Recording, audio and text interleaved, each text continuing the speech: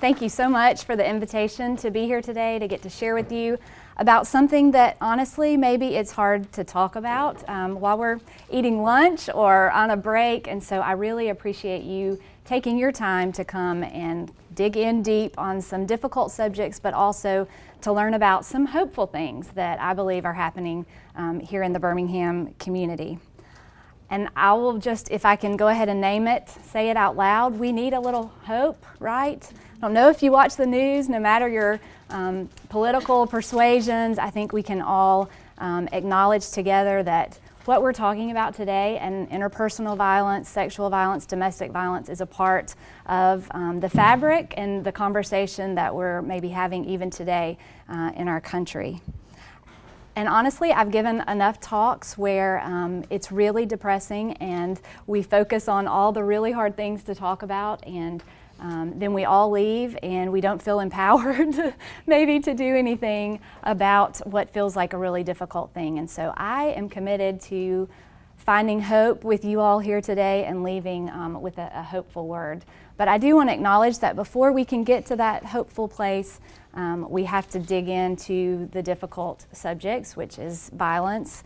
And so I'm going to share some information with you today. We've got to do a definition. I want to talk a little bit about an assessment, and then sort of a hybrid presentation, talk about the work that's really a game changer here for Birmingham.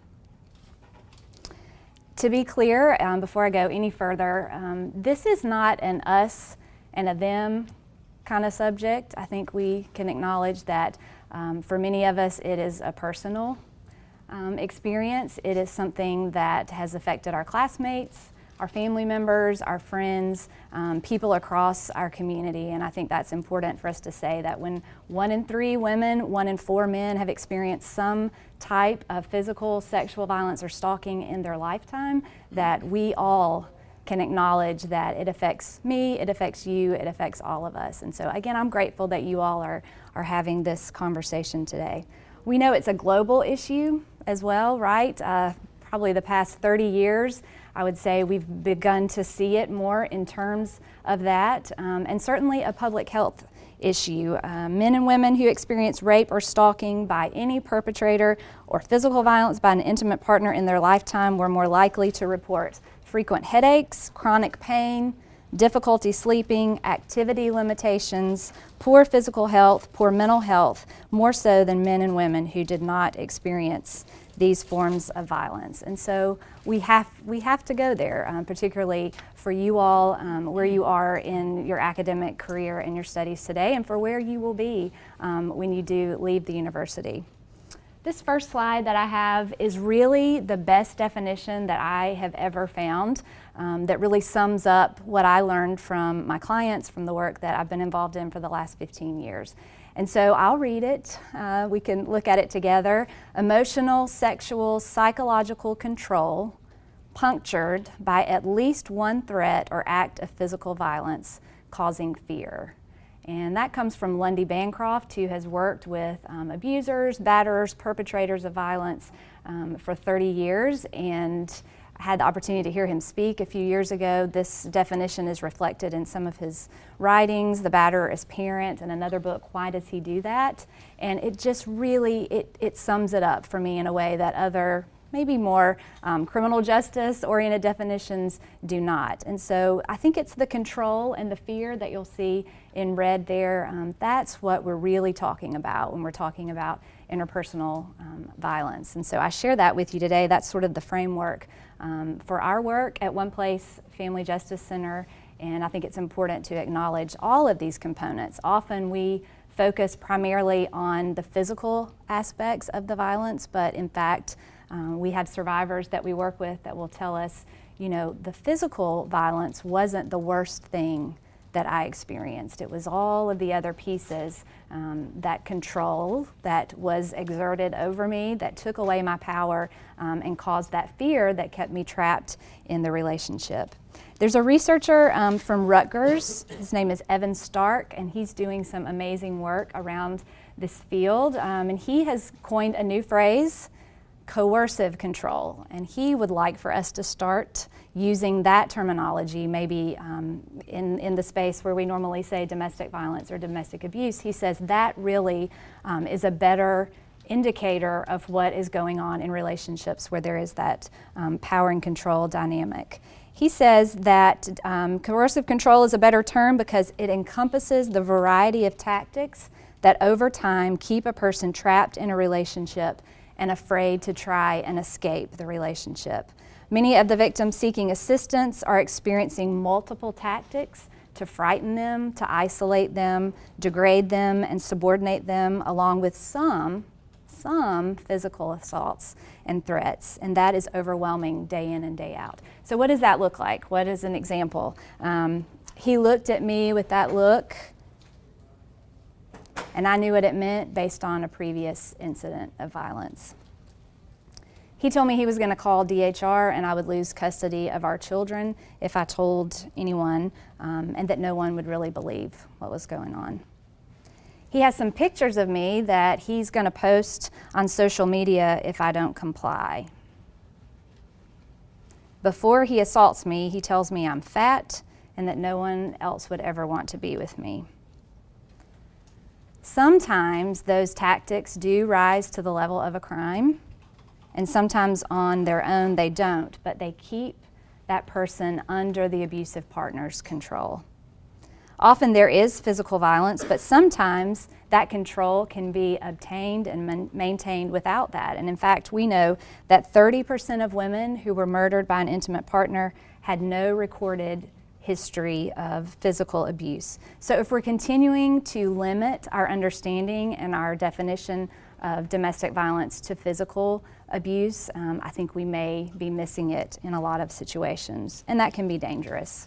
I mentioned an assessment that I think is really important. Certainly whatever work you're going to be doing, whatever work you are doing currently, whoever your friends are, your roommates, your people in your family, these are really important things to keep in mind if you are confronted with this at any level, in any space in your life. And so I think you all probably wear a lot of different hats, just like I do.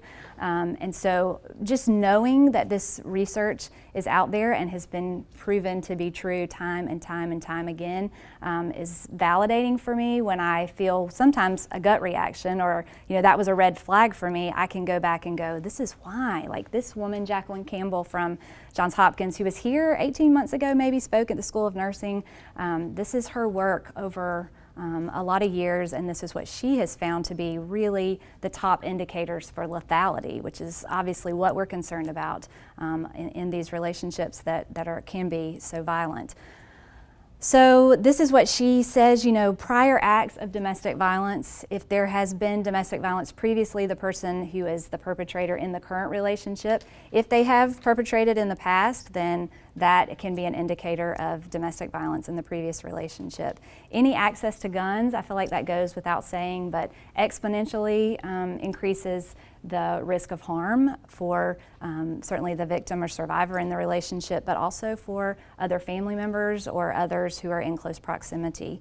Estrangement, so this is what we call the person tried to escape. And we say escape. We don't say leave because this is serious. I mean, leaving is the most dangerous thing that a person can do. And so in our conversations, in our work, whatever that looks like, maybe our first reaction is to say, you got to get away. You got to go. And a lot of times, the people who have just gone without the plan, without the resources, without the safe, I got your back people have ended up being harmed and some of them being killed. We're at 16 domestic violence homicides in Jefferson County this year. We had 2 more this week. I was going to say 15 until about 10:30 this morning, and now it is 16 in this county. That's not statewide. That's just in this county. And so, you know, for those of us who are committed to this work, I mean, we are saying things to people like, yes, we want you to be safe. Yes, we want you to be out of this situation if that is what you are ready to do, but you got to have a plan, and it's got to be a secret plan. It's got to be a secret plan, because when that person leaves that relationship and escapes, they are removing that control from the person who lives to maintain that control. And so that, I think, is the most important message that we have to say to people in an academic setting, but also in a life setting with friends and coworkers. Any forced sex, I mean, that comes up time and time again, and I'm going to tell you that's the last thing people want to tell us about. If we're sitting at a conference table and I'm interviewing you in some sterile environment, that's the last thing that's so private, and I don't want to share that with you. But if you do develop a rapport with someone and they feel safe enough in that space to acknowledge this comes up over and over and over again, they're not going to call it rape. They're not going to call it sexual assault. They're going to say he forced himself on me, or he does things to me that I don't want him to do, or she did this to me in that setting. And so we have to be listening for that, even when people aren't saying the words that we're maybe expecting to hear. Any threats to kill have to be taken seriously. And we know what that sounds like. If I can't have you, no one will. That is common. And you think, gosh, I had a lawyer call me one time and say, I think this person is like, it's everything from the textbook. I think they've just read the book. I'm not sure that it's really, and it sounded funny to say that out loud, but then to go, no, this is what it is. You're dealing with someone, yes, they're saying these things because they are in fear for their life. They have been threatened.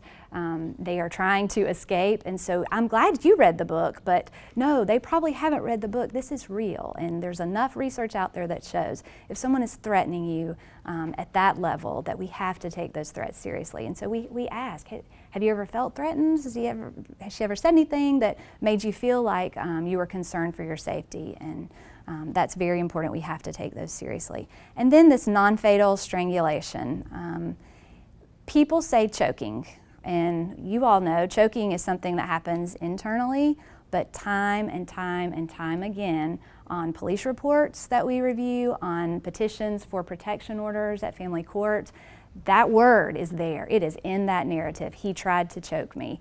And so that's called strangulation. When someone is putting their hands around your neck, that's maybe one of the greatest forms of control, I would say. And it's not always fatal, thank goodness, but it is a sign that can escalate over time. So if anyone ever, says that is what they're experiencing, we have to take that very seriously. These other factors, depression, substance abuse, we'll hear about that. Those do not cause someone to perpetrate violence on another person. They may be contributing factors, but they don't cause domestic violence. The hostage taking, that's when you'll hear about a whole family. I mean, they're not going to say domestic abuse in the headline. Most often they'll say there's a hostage situation. And if you read down 3 or 4 or 5 paragraphs, you're going to get to what's really going on there, which is probably an ex, right? That's probably someone who has tried to escape that relationship, and now it has resulted in that level of harm. Okay, so deep breath. In any setting, for me personally, in our work, these are the 4 things that I try to communicate. And so in every space that I'm in, I want to be sure to voice these because they're easy to remember. It's not a checklist. It's not an assessment, but we can all, I think, take this to heart and not be afraid to say to someone who's in, potentially a dangerous situation, thank you for telling me. Thank you for telling me. The second thing people tell us that is so empowering is someone saying, I am really sorry that happened to you. If you don't know what else to say, you can say, thank you for telling me, and I'm really sorry that happened to you. No one deserves to be treated that way. That's not your fault. Whatever that language is can be really, really powerful in that moment. I'm concerned for your safety. If you're thinking through these things that we've talked about in the assessment, I think that is empowering. It doesn't mean you can save another person. It doesn't mean you can keep someone from harm, but you can acknowledge to them, I'm really concerned. It sounds like you have been through some situations that were really frightening, and it makes me concerned for your safety. And then there is community support for you, for your family. That doesn't mean you're saying, I'm going to help you, or I'm going to do this or that, if that's not something you're in a position to offer. But just by being here today, you can make a factual statement. There's community support. There are resources that exist. This is a slide from Praxis International. It just overwhelms me whenever I look at it, because in the center there you can see what I think is a family, and these are the systems that they're trying to navigate in order to escape an abusive relationship. And so we don't have time to go through all of that today, but most often they're siloed, and so it requires going from place to place to place to place, taking off work, finding childcare, having your court continued, having your counselor call and say, we've had an emergency, you can't come in today, and that is exhausting. And just trying to navigate the maze can be really, really difficult. I heard someone say one time, traveling around Birmingham, trying to get to all these places I'm supposed to be, looking for a parking place downtown, maybe for the third time, the thing that just makes me go, what, I can't do it anymore. I'm going back home. It's just something as simple, maybe sounds as simple as that, can be the thing that changes someone's mind or is a difficulty that just feels like it's too much for that day. So what we're trying to do, here we're getting to hope. Are y'all ready? We're getting to hope. This is what it looks like now, unfortunately, but thank goodness for the United Way of Central Alabama. They, earlier this year, donated this property to us. It is at 1135 14th Avenue South. I think if you were really eager, you could probably walk there from here, which is super exciting to me when I think about partnerships with UAB in the future. But it doesn't look like this yet. We have some work to do to get it renovated to be a place that's welcoming and hospitable that we can move into, hopefully by the end of the year. But I do want to tell you how we got here, because that is what honestly has kept me going. I think many of you will probably experience this as well. When you work in a field that's draining and challenging and requires a lot of energy and compassion, that you can get fatigued, and I certainly have felt that at times throughout my career, and I would be surprised if you did not come up against that in your careers as well. But this is what I guess gives me the greatest hope today, because I do want to stay in this work. I really do. I'm passionate about it. It's so important. And so the fact that 4 agencies have come together and said, we can collaborate, which is hard. It's really hard. I mean, when you're thinking about bringing law enforcement and social services and a prosecutor's office together, and they've all signed off and said, yes, we're going to all send people to work in this place under one roof, is pretty amazing. We did not dream this up ourselves. It is a model out of California. The first Family Justice Center was in San Diego in 2002. We started hearing about it, 2004, 2005, got excited thinking something like that would be amazing here in Birmingham, but takes a lot of work. You have to have leadership at the heads of those agencies that want to make that happen. There has to be buy-in from the community, certainly. And so people got together. We talked about it. We dreamed about it. Didn't know if it would ever become a reality. 2 years ago, we had the opportunity to speak to Leadership Birmingham, which is an amazing group of people here in the area that come together every year. A different class is selected, and we got the chance to kind of pitch our vision to them. So the YWCA, the Crisis Center, Birmingham Police Department, and the Jefferson County District Attorney's Office. And we were overwhelmed with people thought it was a good idea. They wanted to support it. We thought, well, how could we start? We talked to the founder of the Family Justice Center out in California, and he said, you don't need a building. You got to work on your relationships. You got to figure out how you all would collaborate and coordinate your services before you can all just move in together, which seemed like pretty good advice. And so we went to a friend who was director of Empower in Avondale, if you're familiar with that nonprofit.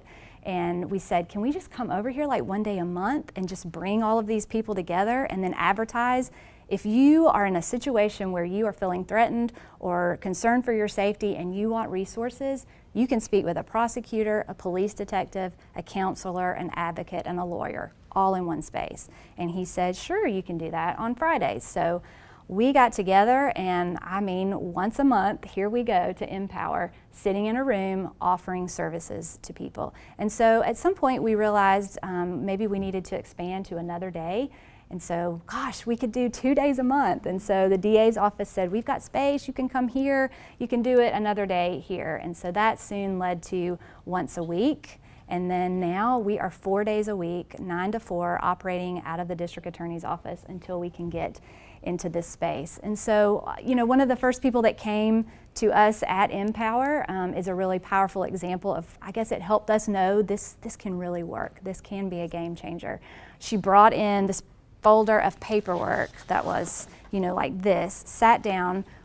You got a prosecutor, a detective, a captain actually, a counselor, and a lawyer. And she said, I don't know what else to do. This person will not stop stalking me, and produced all the printouts of Facebook pages, creating accounts in her name, threatening her, and there was a threat to kill her on one of those, sharing inappropriate information with anybody on that feed. And she was horrified, and she was so scared. And so able to connect all the dots, and I'll fast forward the story, but got a felony stalking warrant on him, and he was convicted. And so that doesn't happen all the time, but it was because you had a prosecutor sitting there with a detective, the prosecutor saying that could be a felony and then you had the support of the advocate. It was incredible. And so that really, I guess, has kept us going to know we can do this. It's going to take hard work from the agencies.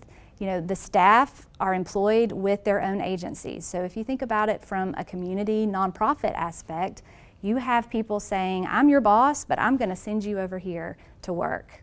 And y'all are going to create a team. And I believe and have faith that this is going to work out. And so I think it's probably unprecedented, this kind of collaboration, I'm going to say, in this community. And it feels really good to be a part of doing that kind of work. We have fundraising to do still, which is not fun. It doesn't feel good to me. That's not my expertise, but like I said, do feel passionately about the work. And the Junior League of Birmingham, they feel passionately about it. So they gave us $75,000 and said, here's a start for renovating. Verizon said, we believe in what you want to do. Here's $20,000. Make it go as far as you can. And so already, every time that happens, you have corporate support or other support from foundations. It's a reminder that people do care about these issues. They do want to see collaboration in the community. They fund amazing resources that exist, but we can all get excited about enhancing those and bringing those together under one roof. I think that's what I want to say about One Roof, One Place. And the last piece, I'll just say again, because I just feel like it's important to name that about self-care and finding what it is for you that will allow you to be in whatever field, helping professional that you're in or that you're headed to. We lose good people because it's hard, and we don't always find ways to create that balance. And I think it's on us. Like, we got to carve out that space for whatever brings you joy that's outside of your work. And I came across this quote today from Parker Palmer. Just part of a post, and it says, only when I'm in possession of my own heart can I be present for another in a healing, encouraging, empowering way. Man, I'm printing that out and putting it on my desk somewhere. So I just encourage you, we don't always talk about that. In some settings it feels a little vulnerable to say that out loud, but that has been my experience. At times I have felt burned out, certainly. For me, it's music. I get to sing with a choir, and I love that. For other people, it's organized sports or something else. And so I just encourage you, wherever you are in your journey, to find that thing that brings you joy so that you can continue to help and serve. The YWCA and the Crisis Center have existed here for a long time. They have a wonderful reputation, very good at what they do. And so a lot of those referrals, maybe to One Place, come through those agencies. We could not have One Place without those two agencies. There would be no One Place. And so, they do a really great job of outreach. They have people that's all they do, is to go to churches, go into the community, school prevention programs. We haven't even talked about prevention. All of those, there are staff positions that's all that they do, is try to get the word out about services. And so I don't think we can ever do that enough, because I still go places where people go, what, the YMCA? No, there is the YMCA, but this is different. So I think opportunities to say in whatever arena you're in that these services exist and they are free and confidential. We speak at churches, we do. We had a powerful conversation at my church in June. We lost someone in our congregation because of domestic violence, and so we can't sweep it under the rug anymore. Those hotlines that are available, the YWCA has one, the Crisis Center has one. They're 24 hours a day, 7 days a week, free and confidential. And so again, it's another way that people can call and just get information and don't even have to say, you know, anything about your identity. You can just ask questions and get connected with resources. We have a Facebook page. OnePlaceBirmingham.com is our landing page, soon to be a website. Baby steps here, but you can always share that, and I would love it if you liked our page, certainly. And so I feel like that's how we're getting the information out. But certainly every time we have an opportunity to talk to people like you now there are more of you who know about our services.